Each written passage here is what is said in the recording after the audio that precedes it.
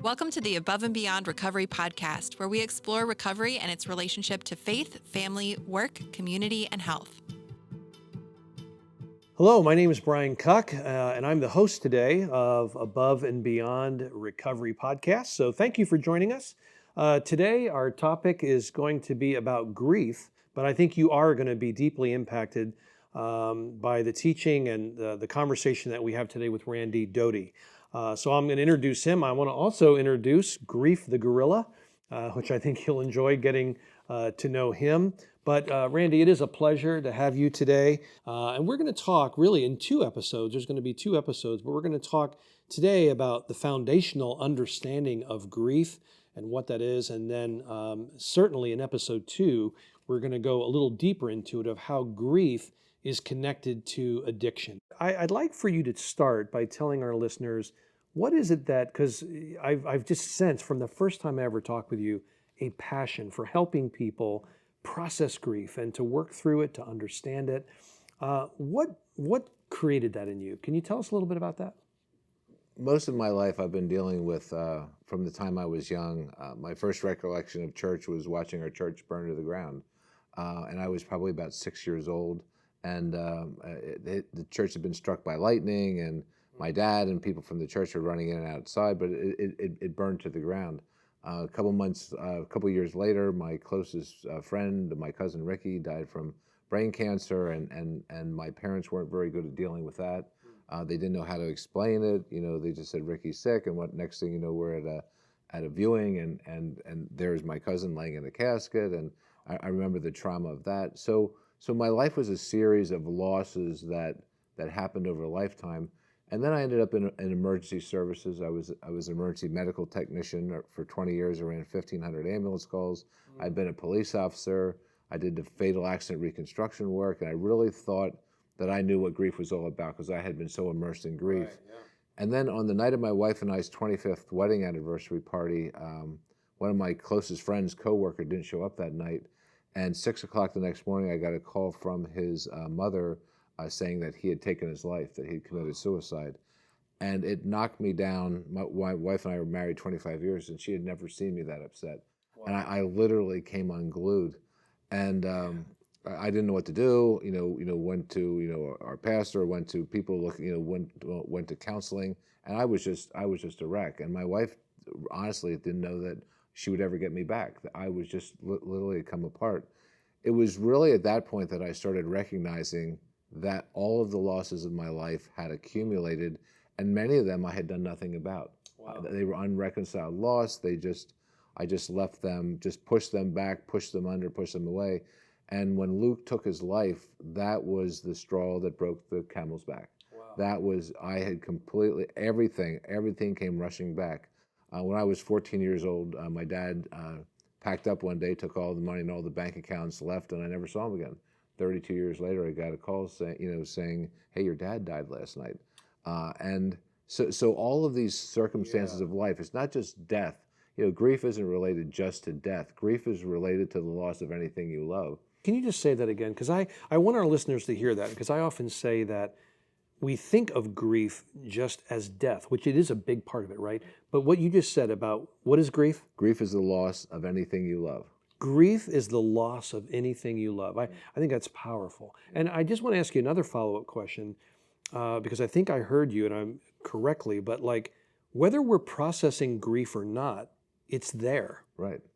Like when you say that broke the straw, that was the straw that broke the camel's back, like, just talk a little bit more about that, how whether we're processing grief or not, it's there. Right. I mean, the grill is there, whether we're interacting with it or not. So just talk a little bit more about that. One of the first metaphors that I used when I started talking to people about grief was the loss molecule. And the loss molecule is every time you have a loss that's not reconciled or dealt with, it will accumulate to every other loss that you have.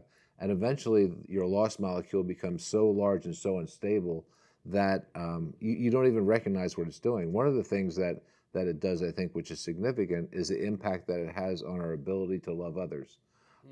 Because the more grief you accumulate, because grief is really love's shadow. Grief is the dark side of love. Grief exists because love. Grief is the dark side of love. Grief exists because love exists. Grief is the love tax. Grief is the price we pay for love. Okay, you said about 18 powerful things right there, and I just want our listeners to get it. So, because for me, now I pastored for almost 35 years. I'll just say to you flat out, even though I was a pastor, did hundreds of funerals, I would say that I really did not understand the depths of grief. Yeah. So when I don't think most people identify grief with love. So talk about that. Just kind of go through that again. Take a few minutes and just explain that. One of the things that we talk about when I do my training classes is, if I ask you, is grief an emotion? Most people say, well, yeah, grief's an emotion. Grief is not an emotion. Is love an emotion? Love is not an emotion. Love is a relational state. Grief is a relational state. To say that grief is an emotion is really underestimating what grief really is. Is grief filled with emotions? Absolutely. Oh, I got you. Is love filled with emotions? Absolutely. Right. But are they emotions?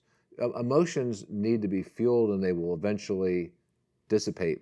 Love will go on perpetually. Mm-hmm. And grief can go on perpetually if you don't do anything about it. Yeah, I often say in a pastoral sense, of a wedding, I'll say, is love a feeling? There may be parts of it. I think people think, oh, it's a feeling. No, it's a commitment. Yeah. It is it's much more than a feeling. Right. We often say in society, like, oh, I love the Eagles, I love the Steelers, I love cheesesteaks, I love this. Oh, honey, I love you too. Yeah. No, wait. We have one word for love, right, in the English language. Right. In the Greek language, which the Bible's written, what do we have? We have philios, eros, and agape. Yeah. So it's much bigger. And I think when you think about that with grief, what you said, that's really powerful. It's more than just an emotion. Yeah. Yeah. And grief really doesn't get the respect that it should. Even if you look at the ministerium, you need to be ordained to marry someone, but you don't need to be ordained to bury someone. Right. So why is that? Right. It's like, well, because we don't give grief the recognition that it deserves. And grief is as powerful as love, because grief is love in its dark state. Wow.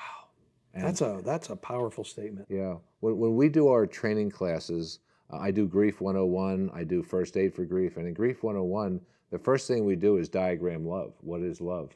And the 4 disciplines of love we talk about are trust, vulnerability, sacrifice, and forgiveness.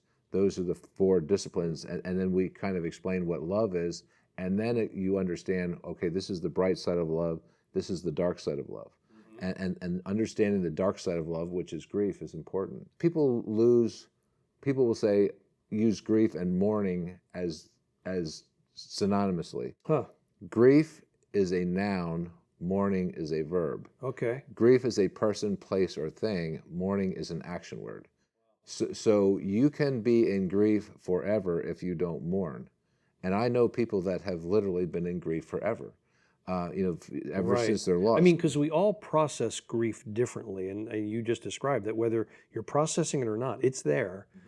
But like mourning, which is the verb and the action, that is something we need to do. If not, what happens? You have unreconciled loss, or what I call undigested loss. The loss just stays there. It's not digested. It's not processed. It's not. We don't take it in and do something with it. And really, loss either becomes one of 2 things: loss becomes freight, or loss becomes fuel. So if we don't learn to really digest and absorb and metabolize our losses, then they just stay there. Yeah. And it does a lot of harm, a lot of damage to us. That's so good. We're going to be doing another episode of this, and so I hope you'll be able to tune in for that. And we're going to certainly talk about grief in the context of addiction and loss. But before we get into that, and you have so many powerful illustrations, like Grief the Gorilla, but I want you just to, for a minute, Randy, if you could, lay just some foundational principles. I was a baseball player, and it always fascinated me when we'd go to spring training, you'd be there with major leaguers, AAA, AA, but you know how we'd all start our practice? You start stretching, you start throwing a ball, just like you did with your dad in the backyard. So if you could, for our listeners, before we kind of delve in and go deeper, and that's kind of what we do at Above and Beyond Recovery, we kind of dig deeper into some of the addiction and recovery topics that we need to. Just give us kind of a foundational Grief 101, if you would, please. Well, Grief 101 starts with understanding vocabulary. If you don't understand the vocabulary, you can't speak the language. And many times in grief, people don't know what to say. They don't know what to do. And that's one of the uncomfortable things about grief. When someone, you've had a major loss in your life and people don't know what to say to you. And often they say the very, very worst things. So we start with understanding that what's the difference between grief and mourning. And grief is a place, mourning is a process. And that's the first thing. Grief is a place, mourning is a process. It's the noun and verb. It's the noun and the verb. And so good. That's where you need to start. And also, one of the things that society does is really push us to say, okay, you need to heal, or we'll say grief is a journey. Grief isn't a journey. If you lose someone you love, you will have some level of grief forever. It won't be the same. There'll be moments. Right. But I often talk about in my personal grief that it kind of hits you like a wave. Like, I don't wake up every day grieving. I mean, my accident and the loss of my wife was going on 8 years ago. But there's moments it does hit you. It hits my boys. And so, that's really good. But it metabolizes, like my grandfather was one of the people I was closest to in my life. And I used to ride on the back of the tractor with him, stand on the hitch, hold onto the back of the seat. He'd be plowing the field. He said, "You better hang on, you'll be killed if you fall off." You're like, "Well, thanks." Wow, okay, that's straightforward. A little scary, yeah. But I would hang on, and I would just love being with him all day long. When he passed away, it was devastating to me. And a couple months later, I was driving in the patrol car, had the window down, and I smelled the smell of fresh plowed dirt. Wow. And if you're from the country, wow, you know what the smell of fresh plowed dirt is. Yeah. When I smelled that smell, it made me sick to my stomach. It was horrible. It was as if my grandfather's loss was just right there all over me. Now, 40 years later, when I rototill my garden in the spring, I take the fresh plowed dirt, I smell it, and it's as if my grandfather's wonderful reaching memory down and wrapping his arms around me. That is powerful. And so people think, well, this grief will never change. Yeah, well, you're going to digest it, you're going to absorb it, you're going to metabolize it, and you're going to use it in the future. Yeah. And our losses can be very powerful as fuel, and they can be very disabling as freight. Even as a pastor for over 30 years, I don't think I really understood grief. And the more I talk with you, I realize, no, I really didn't. I would, be at many caskets, they're at the viewing. So there's a wife, a husband at that viewing, and people would say to them almost repeatedly, you have that long line, well, how are you doing? Well, when people ask you, how are you doing, they're giving you 60 seconds to answer. And that is not a 60-second answer. How am I doing at what? How am I doing spiritually? How am I doing physically? How am I doing mentally? Grief affects the mind, the body, and the spirit simultaneously. Bereavement means to be torn apart. And when we're bereaved, it basically means our mind, our body, and our spirit are no longer operating in sync. Wow. And it's difficult. So there's, if you want to know how am I doing mentally, how am I doing physically, or how am I doing spiritually? And each it's one, not, yeah. Those, first of all, now we can go into 3 different areas that we can talk about. And I think some Christians think, well, if I'm really having faith and I'm close to God, well, then I don't know how long I should grieve. Maybe it's a sin to grieve longer. And I think that's so heartbreaking to hear. Yeah, it is sad. And we live in a society that tries to rush people through grief. And we do that because the sooner you feel better, the sooner I'll feel better. Right. So the sooner Brian tells me he's doing fine, then I can stop thinking about it, feeling about it. Wow. And I will stop asking you about it. So then you start saying you're fine and you're really not fine. Wow. And it turns in this whole circle of deception. When you look back in the Bible, back in the Old Testament, when people were grieving, they would put on sackcloth, they would muss up their hair, they would put ash on their face. Why? Because they wanted to look on the outside the way they were feeling on the inside.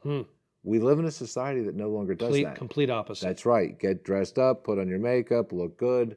Lie, nod, say everything's fine. And when you say I'm fine, anybody in grief knows what I'm fine means. Yeah, right. And that means I'm done talking to you. You've never thought about grief. We talk about prearranging a funeral or whatever, but you don't really understand grief. And now you find yourself in the midst of it. Yeah. So talk about that a little bit. Well, people often say to me, how can you be in the grief ministry? Isn't that horrible? Isn't that depressing?